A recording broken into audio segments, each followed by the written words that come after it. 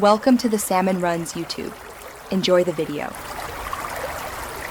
You start by preparing the joint. Clean metal removes contamination so welds fuse properly. Once clamped, position a small equal space gap and tack weld at 3-4 points to hold alignment.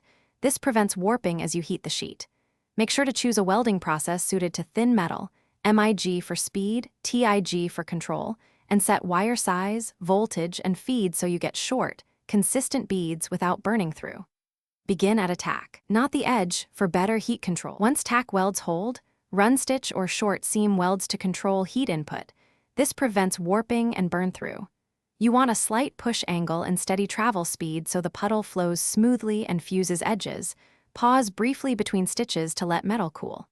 Make overlapping passes only if necessary, and grind lightly between passes to inspect fusion. If using TIG, use a filler rod sized to the joint and dip it into the leading edge of the puddle for consistent bead shape. You finish by grinding and blending beads so the surface is smooth, but make sure not to remove welded fusion or overthin the sheet. Once done, inspect for distortion and correct it with clamps or gentle bending while metal is warm. You can also use controlled spot cooling to shrink high areas. If you see porosity or weak fusion, check shielding gas flow, replace contaminated wire or electrodes, and re-clean the joint before re-welding. This fixes most common failures quickly.